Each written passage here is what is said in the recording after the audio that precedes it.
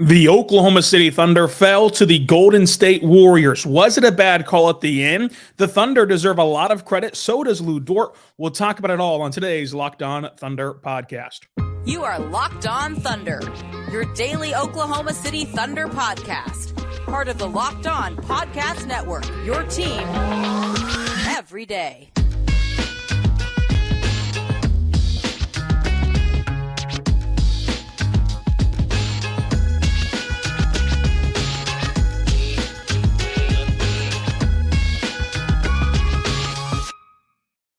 Let's get it going on the Locked On Thunder podcast, on the Locked On Podcast Network, your team every day. I am your host, media member, and editor-in-chief over at thunderousintentions.com, Rylan Stiles. Follow me on Twitter at Rylan_Stiles. Follow the show on Twitter at LOThunderPod. Email the show, LOThunderPod@gmail.com.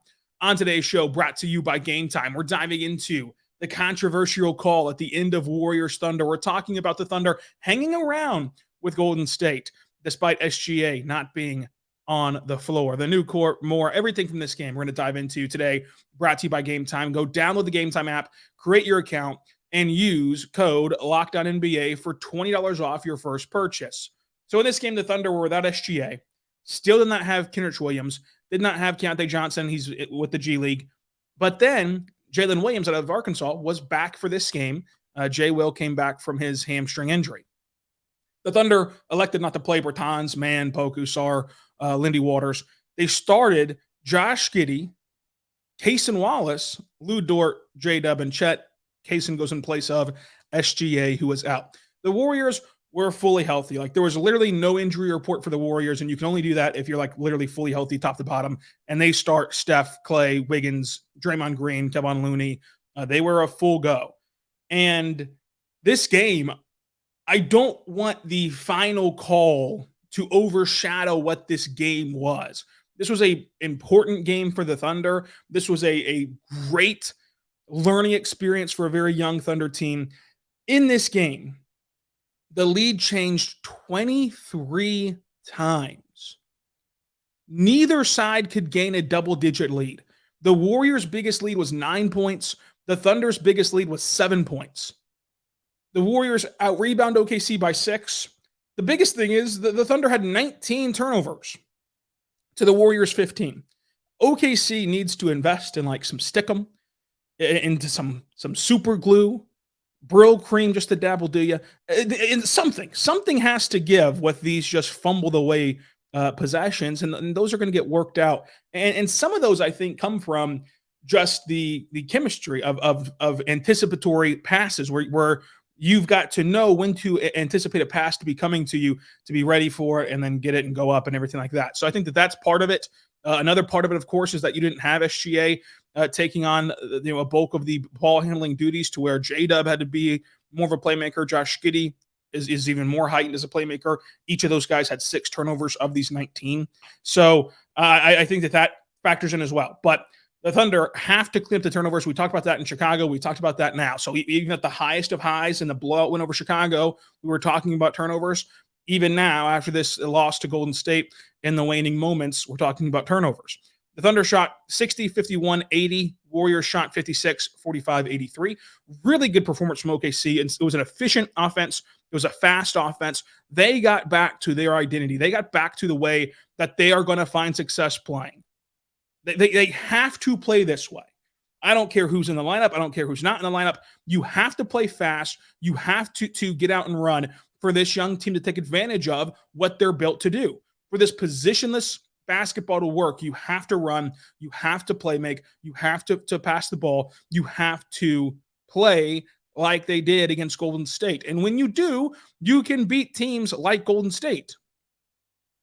And so here's what it boils down to. Forget the controversial call for a moment. We're going to circle back to that. At the end of the day, the Thunder scored on their last possession to put themselves up with 11 seconds left. And it was a really good play, right? No SGA, so Josh Giddey goes from being the silence out of bound guy, the slob wizard, if you will, to getting the inbound pass from Chet, and then he loops the pass over to Dort, who scores. So it's a really nice wrinkle to have Chet as the inbounder when it's typically Josh Giddey. I'm not sure if that threw off the Warriors or not, but it was an interesting wrinkle for everyone who follows every possession of the Thunder. And they scored. And so people were saying that why they score so quickly. Look, this team is built on the back of its defense. Of like whenever we were previewing this season, everyone was saying that this defense could be top 10 in the NBA, could be what you hang your hat on. And we've seen when you have to go half court and you have to methodically score, turnovers happen for this young Thunder team. They don't have a ton of just knockdown. Even if you generate a wide open catch and shoot three, they don't have a ton of guys who can absolutely knock it down. So your best asset in the half court looks, and it's backed up by all the statistics. Your best asset in half court offense is blob plays and slob plays. So you have to score off of those for this young team when you can't get out in transition. So you can never pass up a chance to score, especially when you turn the ball over nearly 20 times in this game. So even a fumbled away ball would have not been good for OKC, and we could see that happen as well. So I don't believe that they scored too soon. In fact, I think that they got exactly what you want and what you would take and live with 10 times out of 10. Now, the result isn't what you want. But if you're going to tell me that whenever you play high-level contenders and high-level teams, that the Thunder will score on their last possession, they'll need to defend for 11 seconds, and the team that they're defending will go slow, play ISO, wait for the last shot, and they'll isolate their best player against Lu Dort, I'll take that every time. Now, you got to tip your cap to Steph Curry. Like, for forgetting the bad call, at the end of the day, Steph Curry got past Lu Dort, blew past him to the rim, and was able to score. That's the end of the day. Now, did Draymond Green touch the rim? The Josh Giddey? Who cares about that right now? But to isolate it down to, without SGA, you weathered a ton of runs from Golden State. They took on a ton of runs from you. It was a back-and-forth game all night. It was an electric atmosphere, and you had Dort versus their best player. And sometimes it works, like against the Clippers last year on the road in LA when they're trying for 12 seconds to screen Lu Dort off of Kawhi. He fights through every screen. He locks down Kawhi, doesn't even get a shot off, and the Thunder win an electric game in LA. That's how you play. Just because you lost, that does no longer is a wrong decision. This is exactly how they won in LA, a pivotal game on the road to get them to the play-in tournament. This is how they play in November, right, against the Warriors. So I agree with how this unfolded at the end. This offense is not built to hold the ball for the last shot. Oftentimes when they do that, it doesn't end up working out. They're built for letting their defense play. And if you're telling me that every night I'll get Dort versus their best player, I'll live with it. And I think that the record will be pretty good. It just so happens that he's playing an all-time great, and Steph Curry is fantastic. This was a Steph Curry play, not like a lapse from the Thunder or something went wrong. But without SGA, you nearly beat the Warriors. The goaltending stuff, it's frustrating. I get it. It's silly. At the end of the day, it did cost the Thunder. The NBA is standing behind that they made the right call. And so at that point, what are you going to do? Right? Like this is a rule that you're only going to see once every 15 years, but you saw it this game. And if the NBA says it's the right call, there's not really much else you can do, because the NBA, to their credit, now it doesn't amount to anything, but to their credit, they have been willing to, on the last 2-minute report, say, hey, we got it wrong. They didn't say that they got it wrong. They said that they got it right. So if that's the rule, that's the rule. But independent of that frustrating call, this was a fantastic game. This team played to their identity. A young Cason Wallace stepped up, and the Thunder showed that they can compete. And you had little wrinkles to this too, where the Warriors, they splash a couple threes, Steph Curry's dancing on the logo, and the team doesn't go away. The no-look lob pass from Steph Curry, these highlight plays where this crowd at times felt like a Warriors crowd, the Thunder never quit. And the Warriors spent a long time in this game kind of holding the Thunder at arm's length at a 5-point deficit. But then OKC won their run. They got up 7 points, and then it was back and forth from there. And so there's a few assets to this where, like, of course, the Steph Curry versus Dort thing, you replay that a couple times. I don't think that Steph Curry gets as easy of a shot as he got against Lu Dort. But even cleaning up the turnovers will be huge for OKC.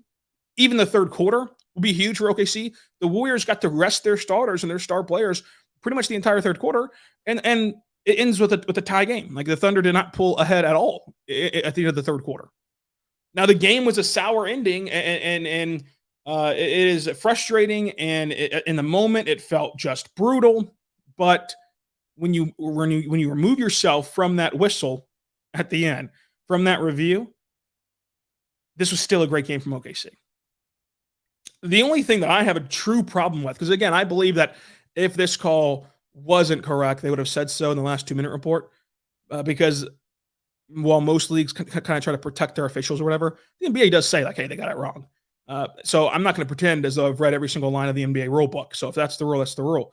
The thing that I find curious is the rope that the Warriors get in terms of just verbally accosting officials. Steve Kerr, Draymond Green, there were multiple times where they deserved technical fouls all throughout the game, and they just never got one. That goes crew to crew. There's going to be some crews who are very, very touchy on that, and like they're not going to let you get away with it. There's some crews where you get a longer leash, and so it wasn't like the Thunder got teed up either. Like the Thunder had times where they were mad at the officials. They didn't get teed up. The Warriors did go overboard. They did do it in a more dramatic way, but still, I would say that that's more so my officiating quorum than what happened at the end. It was just a weird play, a weird play and a sad play, just because if the game ended without such controversy, I think that it'd be much easier to remove yourself as fans to see the forest through the trees of like how good this game was. And good, not in the sense of like entertaining, although it was that too, but good in the sense of it was great to see your young team perform like this. And we're going to go through it with Lu Dort, who deserves a ton of credit for how he's played all season long, but especially in this game. Chet Holmgren was elite in this game.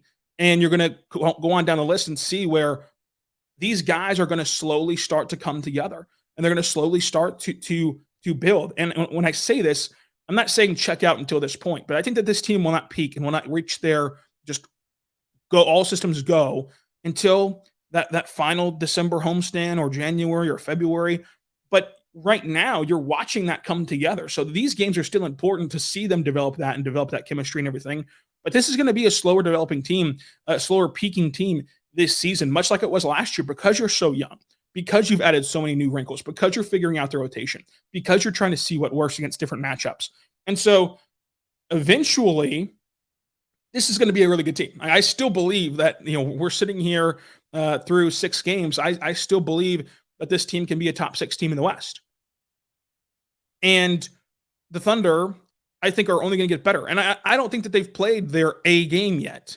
I think that their closest A game was against the Warriors, and they didn't have SGA, and they didn't have, their best game in the sense of like there's still many turnovers to clean up. There's still effort things on the glass that they can clean up against a smaller Warriors team. There was no excuse in this game to get hammered in the glass. And to their credit, they only lost the rebounding battle by 6. But like this is a matchup where if they're going to play small with you, you've got to punish them for that, because this is supposed to kind of be like your turf, so to say. Like you're going to have to take advantage of getting on the glass if you're OKC against smaller teams, because you just can't do anything against most matchups where they're just going to be able to play bigger than you. But you can do something about games like tonight against the Warriors. So I think ultimately this was a fantastic game from OKC. And it's going to feel terrible when you look back on it because of that final call or no call or whatever you want to call the goaltending. But this is what young cores are made of what young cores kind of build upon, that you look back on and say that kind of turned the tide for them.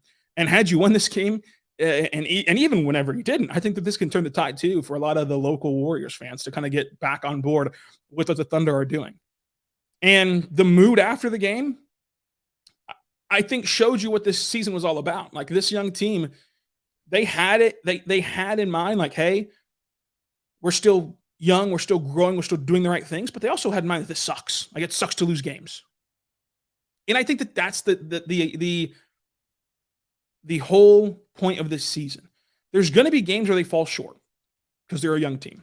There's also going to be games where they just don't have it, because like there's always games where like teams don't have it. Even the best of the best have games where they're just not going to win tonight because the shots aren't falling, they're sluggish, schedule loss, whatever.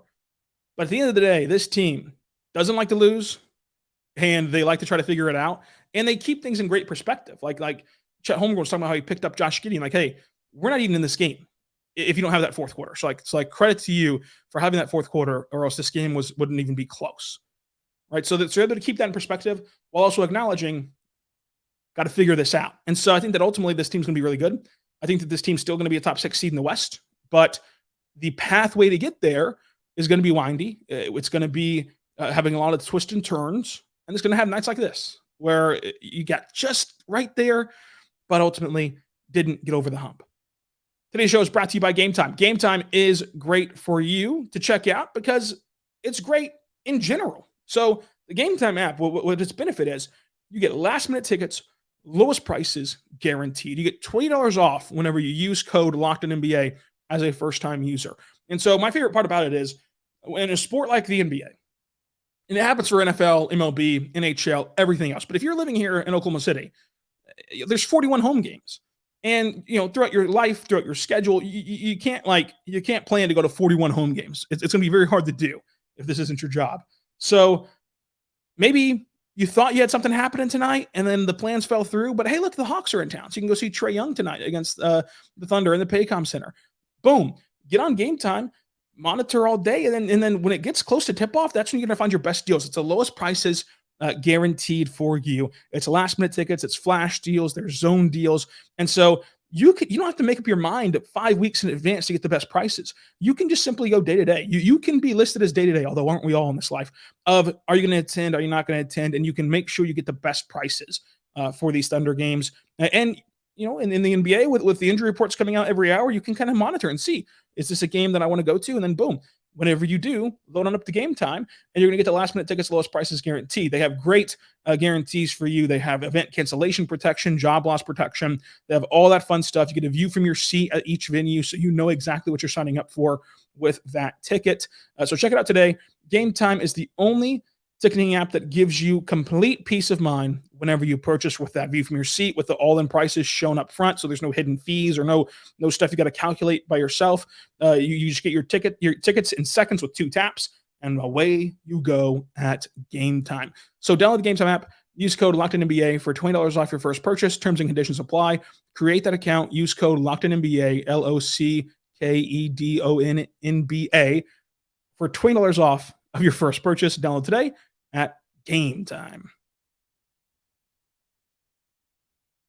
We're back on the Locked On Thunder podcast, on the Locked On Podcast Network, your team every day. Thank you so much for making us your first listen every single morning, every single day. We're here for you talking Thunder basketball. Folks, Lu Dort deserves his flowers. Like, Lu Dort was the punching bag last year for most of the fan base, and I kept holding out hope on this show, and I'll admit that it got repetitive. It got exhausting for you listeners, of like me telling you guys that let's just give it another year. Let's see what it looks like whenever the pieces come together and he's no longer a focal point of the offense. And it's looked really good so far. He's adapted and adjusted to this new role, and he's maintained that new role. He has been a constant, independent of the variables of, hey, there's no SGA tonight, or hey, this guy is struggling. Like that game in Cleveland where Josh and J-Dub are struggling to score, and the Thunder get down by double digits and they got to make a comeback. Even in that game, even in this game, he is constantly in this new role and in this new mindset. I think it's his mindset more than a role. And so the variables tonight was SGA out. He picks up 3,004 minutes, so that's got to be frustrating, of course. But he goes out there, he scores 29 points, 5 rebounds, 5 for 7 from the line, 6 for 6 from 3, 9 for 12 from the floor, shot 75% from the floor. This is a process over results type of appreciation for Lu Dort. Now, the results were there in flying colors against Golden State, but every game recap we've talked about, hey, Lu Dort's playing his role really well. You saw it in this one. He was driving hard or shooting open threes. That was it. And his improved decision-making and his improved decisiveness is helping him out because he's beating guys to his spot and thus getting fouled whenever he does that, instead of kind of being half in, half out whenever he drives and only hurts himself. He's shooting a career high at the rim, and I think that that's still going to go up, but his career high right now is 56% at the rim, so he has improved. He's no longer like out of control when he drives. You remember what it looked like whenever Lu Dort was out of control. He's no longer like that. And then the biggest thing is he's shooting 46% on catch and shoot jumpers.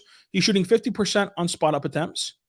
And to really highlight how he's improved at the rim, just go watch all of his transition offense attempts.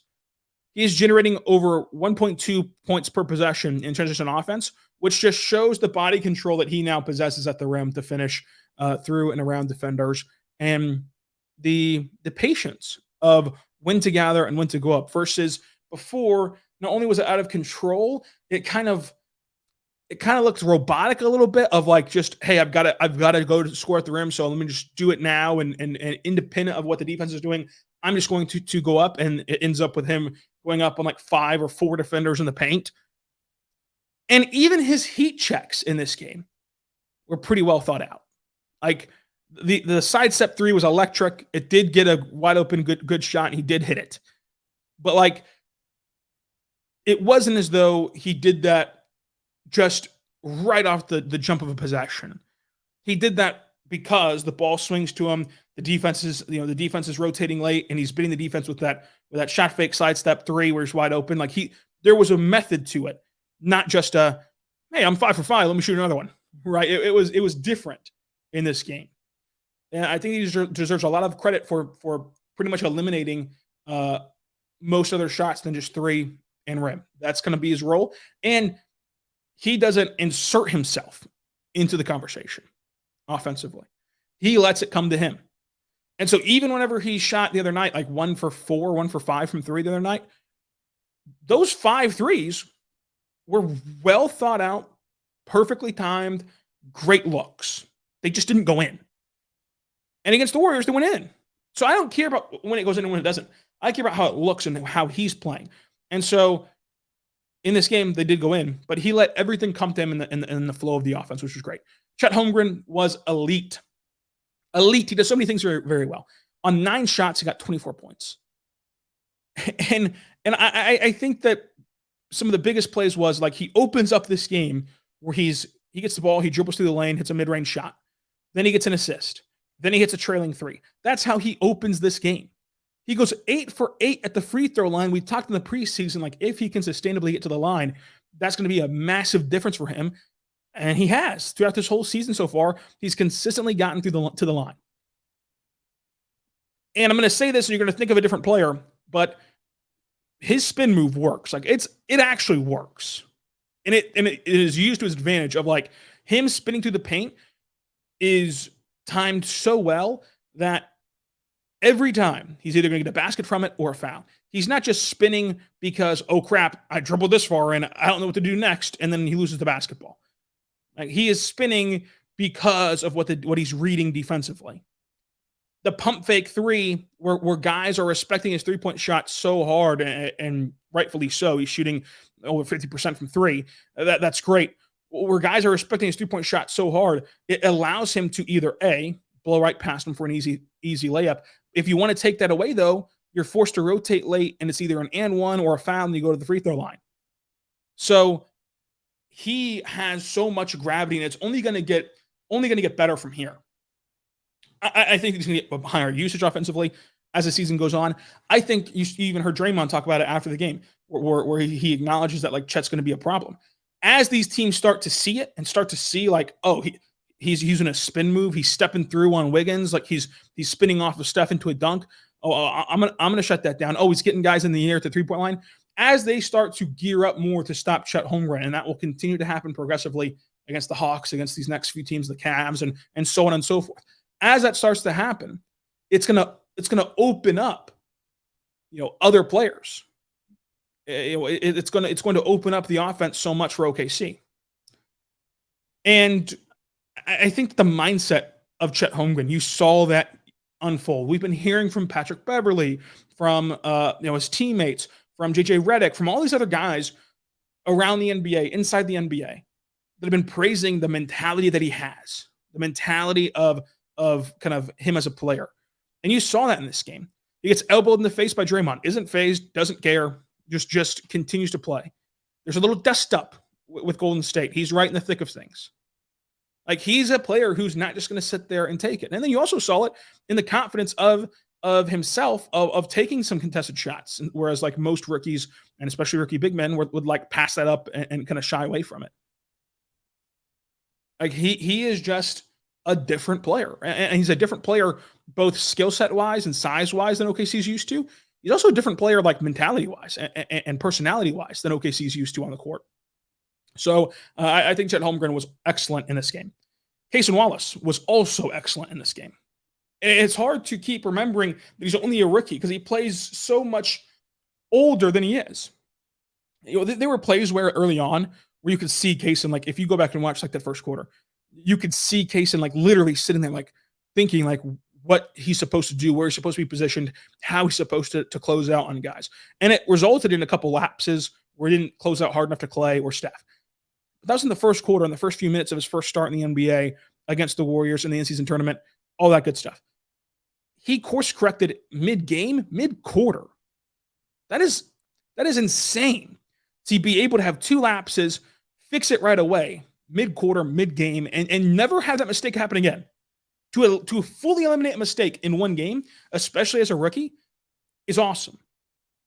His pure activity, which we saw in Summer League, and when we pointed out that it would kind of embrace himself and endear himself to this fan base, his pure activity and nose for the basketball, where he is going to go in there, he's going to go into the trees, he's going to mix it up, he's going to dive for loose balls, he's going to try to get rebounds, he's going to do all those things, the dirty work on top of the defense is awesome.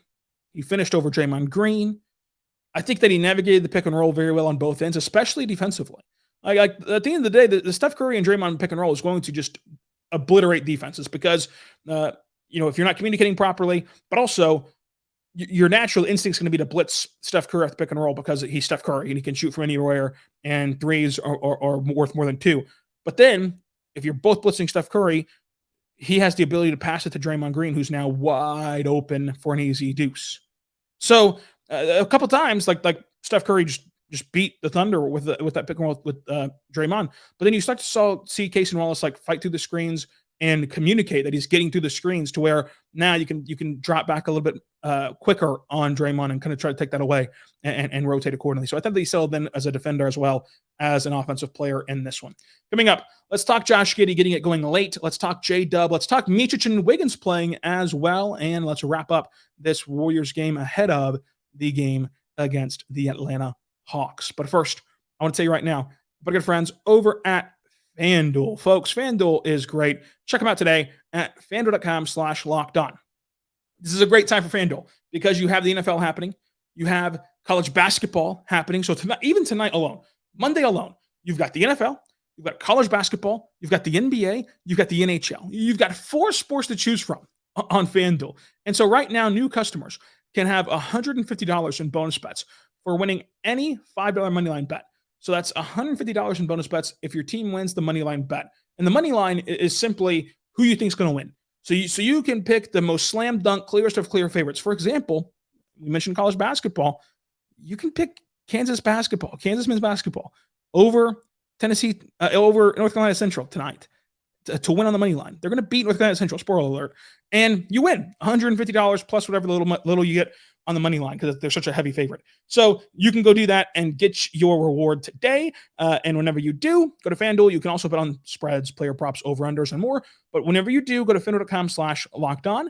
It's the official partner of the NFL and Locked On.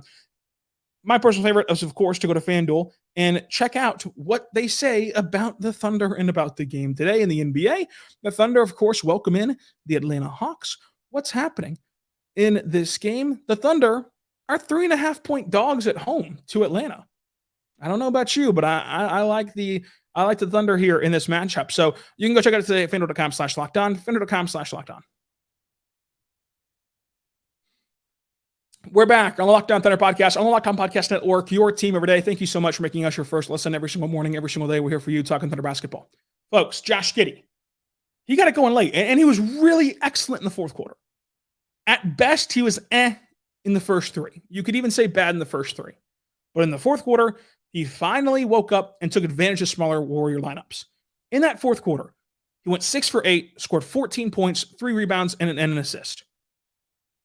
The best thing I can say about this game is that afterwards, Josh Giddey openly admitted he cannot wait until the fourth quarter to get aggressive. And he openly admitted he's been doing it all year.